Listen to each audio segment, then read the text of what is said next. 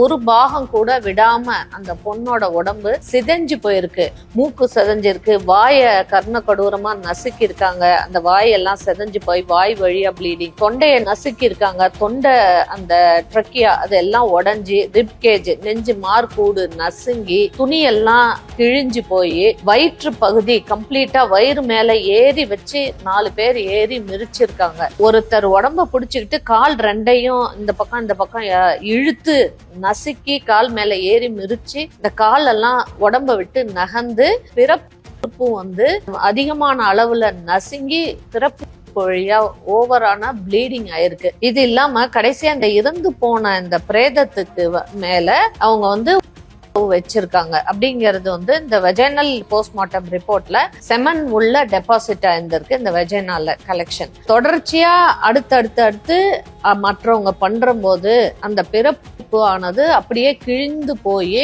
எல்லா ரத்த நாளங்களும் வெளியில உள்ள இருக்கிற கர்ப்பப்பைக்கு வரக்கூடிய அந்த யூட்ரைன் ஆர்டரின்னு சொல்லுவோம், அது வரைக்கும் உள்ள வரைக்கும் நல்லா கிழிஞ்சு போய் தாறுமாறா ரத்த போக்கு இம்மிடியேட்டா நடக்கும். இறந்து போன அந்த பெண் மேல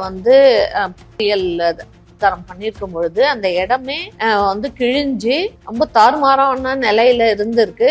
இர்ரிப்பேரபிள் அதுல ப்ளீடிங் ஏறி வச்சு மிதிச்சு, அது ஸ்பைனல் கார்டு மிதிச்சு, நெஞ்சு மேல மிதிச்சு, ஹார்ட் மேல மிதிச்சு, இத்தனையும் செய்திருக்கும் போது அந்த பொண்ணு அந்த ஷாக்லயே அந்த ரத்தம் எல்லாம் போய் அந்த ஷாக்லயே அந்த பொண்ணு போயிருந்திருக்கும்.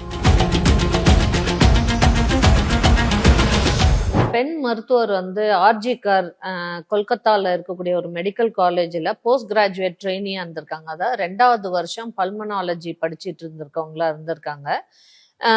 இவங்க அவங்களுடைய ரொட்டீனா காலேஜ் போயிட்டு இருக்கிற போது 36 மணி நேரம் 36வது மணி நேரம் அவங்களோட டியூட்டியை, அதாவது கண்டினியூஸ் டியூட்டி போடுவாங்க.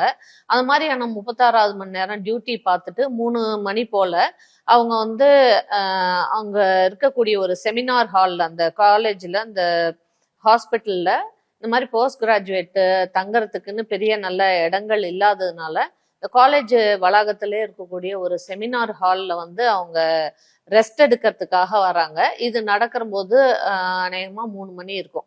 11 மணிக்கு இவங்களோட ஒரு ஃப்ரெண்ட்ஸ் 3-4 பேரோட சேர்ந்து டியூட்டி கேஸ் முடிச்சுட்டு ஓபி பார்த்து கேஷுவாலிட்டி பார்த்துட்டே இருக்கும் பொழுது சாப்பிட்டுட்டு ஆர்டர் பண்ணி சாப்பிட்றாங்க. சாப்பிட்டுட்டு 3 மணி போல இந்த செமினார் ஹாலுக்கு வர்றாங்க. இவங்க ரெஸ்ட் எடுக்கிறதுக்காக வர்றாங்க. இதுக்கப்புறமா 10 மணி போல, சுமார் 10 மணி போல காலேஜ்ல இருந்து அந்த பெண்ணோடைய பெற்றோருக்கு ஒரு தகவல் வருது. இந்த பெண் இறந்து போயிருக்காங்க, இவங்க ஒரு இறந்து போயிருக்காங்க அப்படின்னு சொல்லி உடனே வாங்கன்னு சொல்லி கூப்பிடுறாங்க. இந்த பேரண்ட்ஸ் 2 மணி நேரம் அந்த காலேஜுக்கு இம்மிடியேட்டா 2 மணி நேரம் அளவுக்கு வெயிட் பண்றாங்க. 3வது மணி நேரமும் ஆச்சு. அப்ப கூட அவங்களுக்கு அந்த பெண்ணுடைய உடலை பார்க்க கொடுக்கல. அப்ப என்ன சொல்றாங்கன்னா, அந்த பெண் ஒரு பண்ணி இறந்து போயிருக்காங்க அப்படின்னு சொல்லி அவங்கள்ட்ட காமிக்கிறாங்க. அந்த தகப்பனார் அந்த பெண் இறந்து போற அந்த விதத்தை பார்த்த பிறகு அது இயற்கையா ஒரு தற்கொலை பண்ணி இருக்கக்கூடிய ஒரு உடலா தெரியாத ஒரு காரணத்தினால அவர் அப்பவே ஒரு வீடியோகிராஃபும் போட்டோகிராஃபும் பண்ணி வச்சிருக்காரு. இந்த பெண் எப்படி இப்பனா அலங்கோலமாக உடம்பு பர்பெண்டிகுலரா கால் 2 இவ்வளவு அகலமாக அப்படியே சிதைக்கப்பட்டு எலும்பு உடம்புல இருந்து காலெல்லாம் எலும்பெல்லாம் முறிஞ்சு கண்ணு ஒரு பாகம் கூட விடாம அந்த பொண்ணோட உடம்பு சிதைஞ்சு போயிருக்கு. கண்ணாடி அணிகிறவங்களா இருக்கணும்னு நினைக்கிறேன் அந்த பொண்ணு. அவங்க கண்ணாடி கண்ணுலயே பூட்ஸ் காலால வச்சு உதைச்சிருக்காங்க. அந்த கண்ணு நசுங்கி கண் விழி வெளியில உள்ளேந்து ரத்த விளாரா ப்ளீடிங். இந்த கண்ணாடியோட துகள்கள்லாம் போஸ்ட்மார்ட்டம் ரிப்போர்ட்ல கண்ணுக்குள்ள அந்த குழிக்குள்ள இருந்திருக்கு. மூக்கு செதஞ்சிருக்கு, வாயை கர்ண கொடூரமா நசுக்கி இருக்காங்க, அந்த வாயெல்லாம் செதஞ்சு போய் வாய் வழியா ப்ளீடிங், கண்ணுலேருந்து ப்ளீடிங், தொண்டைய காலால வச்சு நசுக்கி இருக்காங்க, தொண்டை அந்த ட்ரக்கியா அதெல்லாம் உடஞ்சி, ரிப்கேஜ் நெஞ்சு மார்பூடு நசுங்கி, துணியெல்லாம் கிழிஞ்சு போய் வயிற்று பகுதி கம்ப்ளீட்டா வயிறு மேல ஏறி வச்சு 4 பேர் ஏறி மிரிச்சிருக்காங்க. பின்னாடி திருப்பி போட்டு முதுகு மேலேயே ஏறி நடந்திருக்காங்க பூட்ஸால.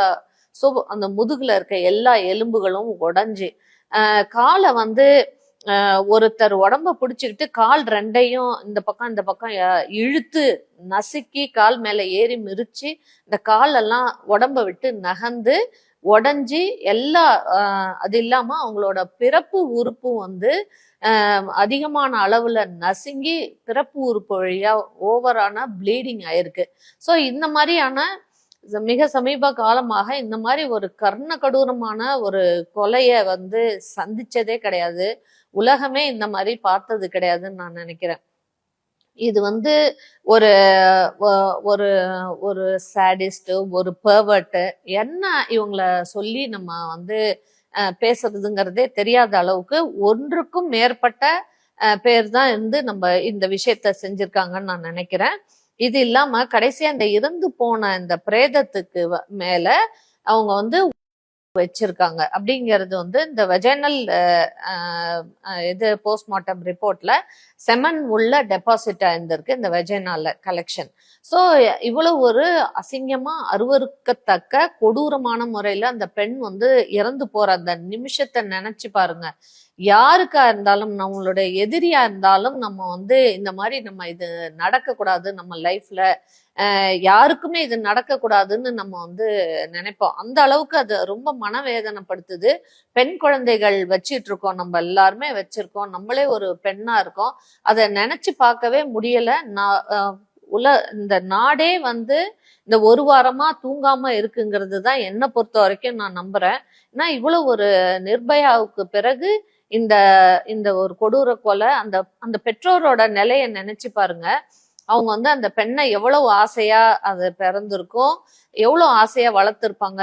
ஒரு கஷ்டப்பட்டு +2 படிச்சு அது ஒரு நீட் எக்ஸாம் எழுதி பாஸ் பண்ணி ரொம்ப சிரமப்பட்டு அந்த மெடிக்கல் காலேஜில் ஜாயின் பண்ணி எம்பிபிஎஸ் முடிச்சு பிறகும் வந்து சும்மா இல்லாம உட்காந்து ராப்பகலாம் படிச்சு அந்த நீட் எக்ஸாம் எழுதி அந்த போஸ்ட் கிராஜுவேஷன் ஜாயின் பண்ணி ஒரு வருஷம் முடிச்சு 2வது வருஷம் முடிக்க போது இன்னும் 1 வருஷம் பெண்டிங்ல இருக்கு.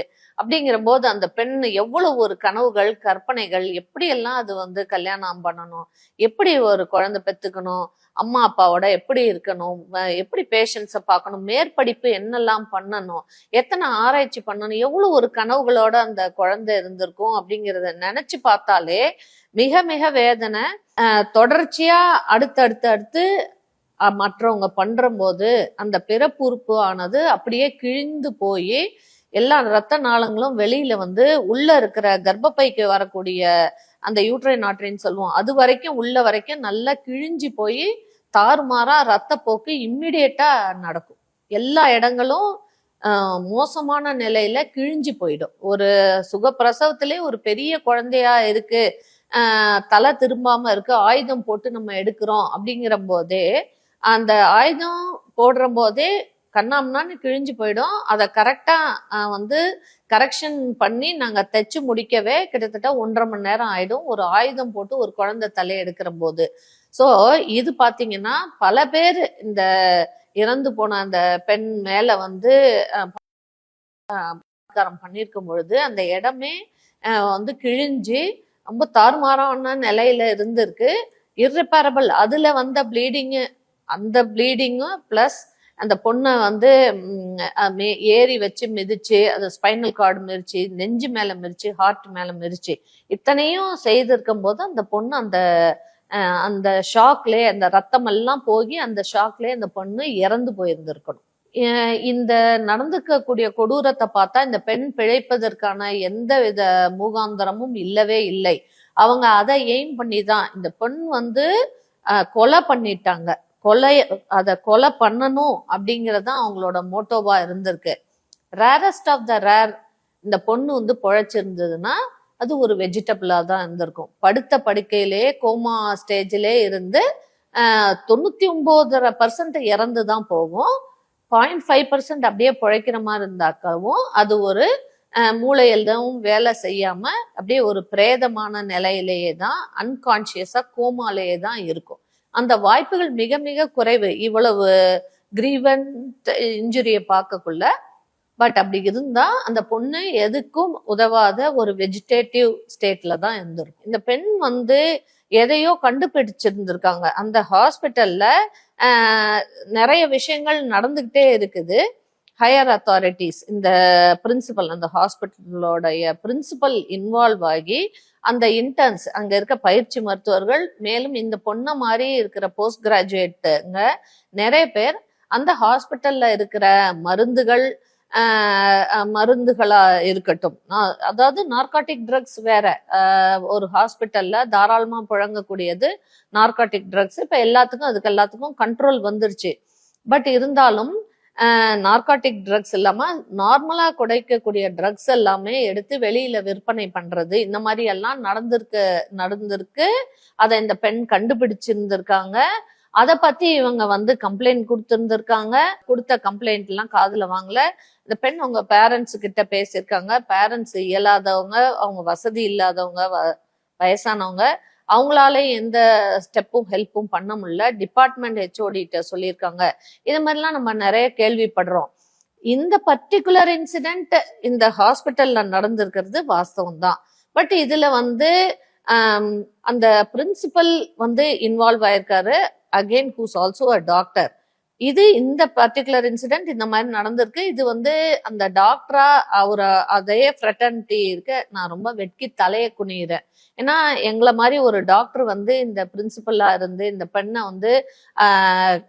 இந்த தூரம் நடந்திருக்கிறதுக்கு அவரும் ஒரு காரணம். ஏன்னா அவரும் இந்த ஸ்பாட்டுக்கு வரல. இந்த இவ்வளவு தூரம் நடந்திருக்கு, இந்த ஸ்பாட்டுக்கு அவர் இனிஷியலா வரவே இல்லை. போலீஸ் கம்ப்ளைண்ட் அவரு ரேஸ் பண்ணல, இந்த பேரண்ட் சைட்ல இருந்து ரேஸ் பண்ணியிருக்காங்க. லேட்டரான் தான் போலீஸ் வந்திருக்காங்க. ஸோ பல விஷயங்கள் நடந்திருக்கு. இது நடந்திருக்க கூடாது. அதனாலதான் நாங்க இந்திய மருத்துவ சங்கம் இதை ரொம்ப தீவிரமா இதை கையில எடுத்து all over India, ban India இதை ப்ரொட்டஸ்ட் பண்ணோம். நேற்று எங்களுடைய எதிர்ப்பை காமிச்சோம். இது பிஎம் கிட்ட, பிரதான் மந்திரிட்ட நாங்க அப்பாயின்மெண்ட் கேட்டிருக்கோம். எங்களோட டிமாண்ட்ஸ், இந்த கோரிக்கை வச்சிருக்கோம். இதுக்கு கண்டிப்பா ஒரு நல்ல தீர்ப்பு, இது யாருங்கிறது இம்மிடியேட்டா கண்டுபிடிச்சு நல்ல தீர்ப்பு வழங்கணும். ஏன்னா இதுக்கப்புறம் ஃபியூச்சர்ல இந்த மாதிரியான சம்பவங்கள் நடக்காம இருக்க இது ஒரு பெரிய எடுத்துக்காட்டா இருக்கணுங்கிறதுக்காக தான் நாங்களும் இதை போராடுறோம்.